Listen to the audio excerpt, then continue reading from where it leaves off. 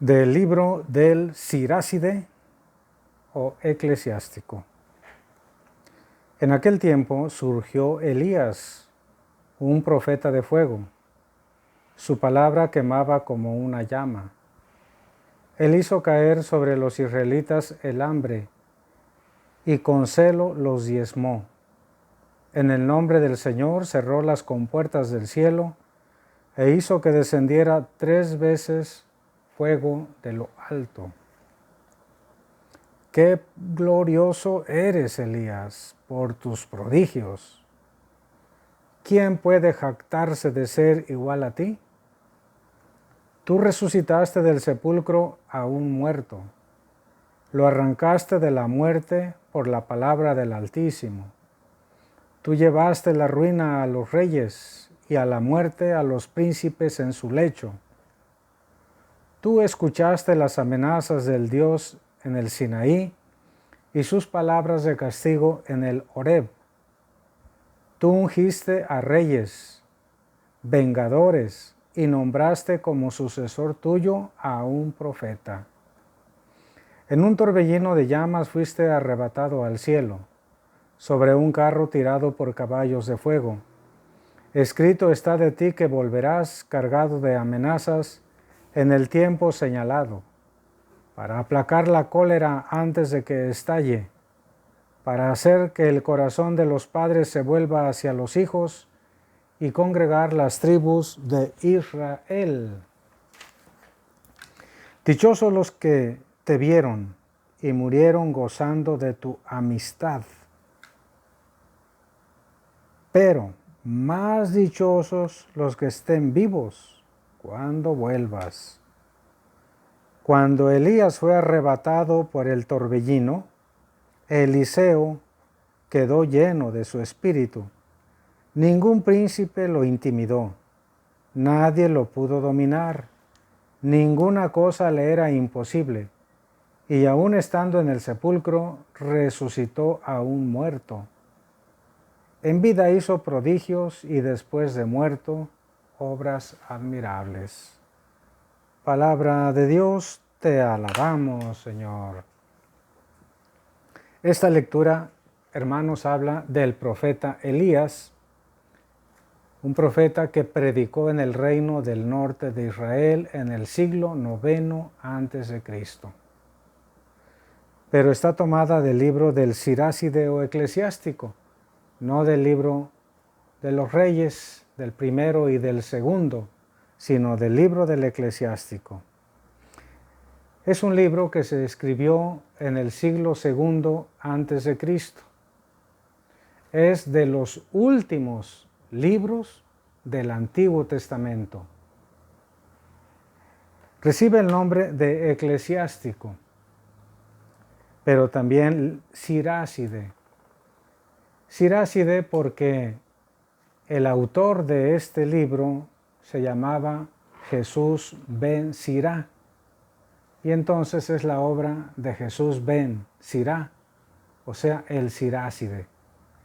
Está anunciado ya en el prólogo de este libro del Eclesiástico, que les voy a leer brevemente. Muchas e importantes lecciones se nos han transmitido por la ley, los profetas y los otros escritos, por las cuales se deben encomiar a Israel por su instrucción y sabiduría.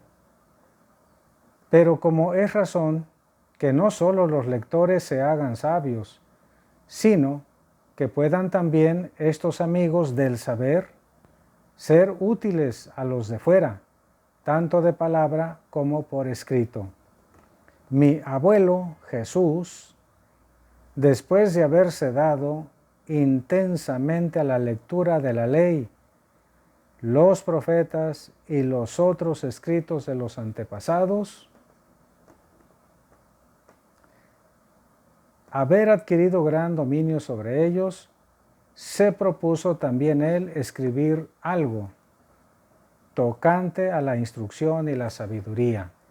Efectivamente, este libro, hermanos, el Eclesiástico, es un libro sapiencial que habla de la sabiduría. El nieto de Jesús ben Sirá le hace el prólogo a este libro, dice, mi abuelo Jesús, que se dedicó concienzudamente al estudio de la ley, de los profetas y de los otros escritos. Torah, Nevi'im, Beketuvim. Para los hebreos, así se divide el Antiguo Testamento en tres partes: en la ley, en los profetas y en los otros escritos, que para nosotros son los libros sapienciales. Bueno, pero también en la conclusión, en 51:10, dice: ejecuten su obra antes del momento fijado, y Él les dará a su tiempo la recompensa. Firma la sabiduría de Jesús, hijo de Sirá. De ahí el nombre entonces de el Siráside. Bien, habla del profeta Elías. Es alabado. ¿Quién como tú, Elías?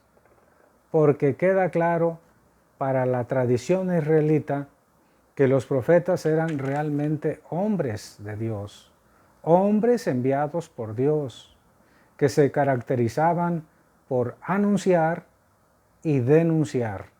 Anunciar la voluntad de Dios y denunciar el pecado personal y social. Entonces el verdadero profeta no nada más se la pasa hablando cosas hermosísimas relacionadas con el reino de Dios, con la voluntad santísima del Señor, sino que también tenían palabras duras y muy duras en contra especialmente de los reyes.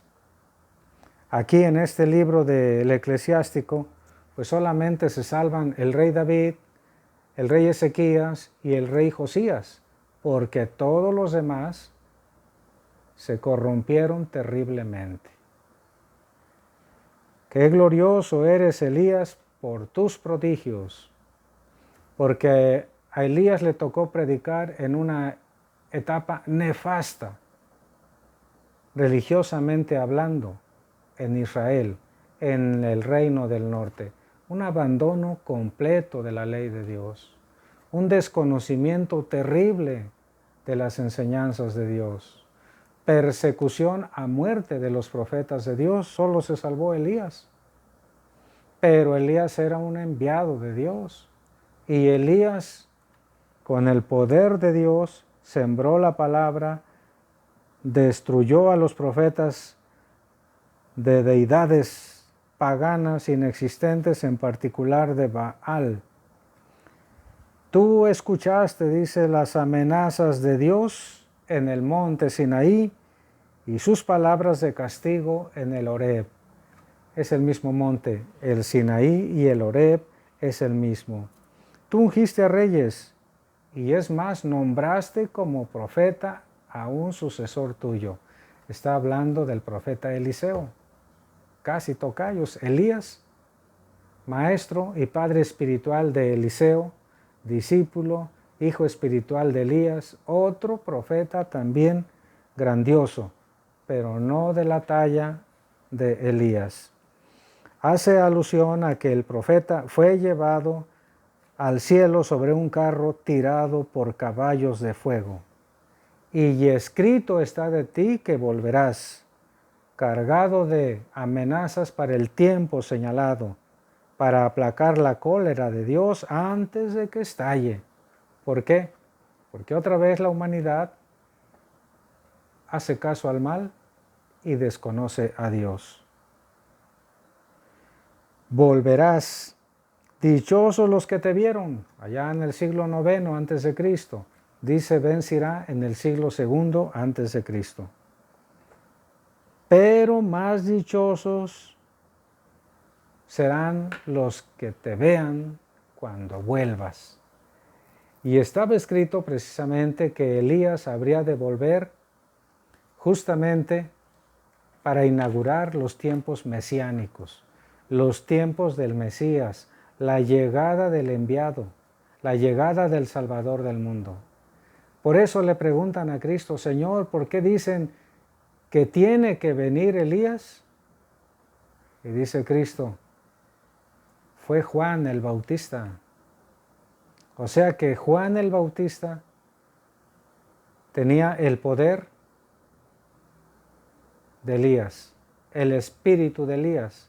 Fue Juan el último de los profetas a quien le tocó no solamente preparar de manera inmediata al pueblo para recibir al Mesías de Dios, sino que además le tocó la gracia, la dicha, el honor, la gloria de presentarlo públicamente a la gente cuando dijo: este es el Cordero de Dios que quita el pecado del mundo, con el espíritu, con el poder de Elías, al grado de que Cristo mismo declara a Juan como el más grande, el más importante de los profetas, porque los profetas anunciaban al Mesías, pero a Juan le tocó anunciarlo de manera inmediata, presentarlo al pueblo, y además hasta era su primo, pero no por ser su primo es grande Juan, sino por haber cumplido al pie de la letra, con toda justicia,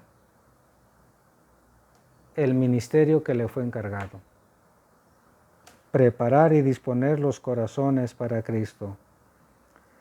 Cuando Elías fue arrebatado por el torbellino, Eliseo quedó lleno de su espíritu y nadie lo pudo intimidar y menos lo pudo dominar.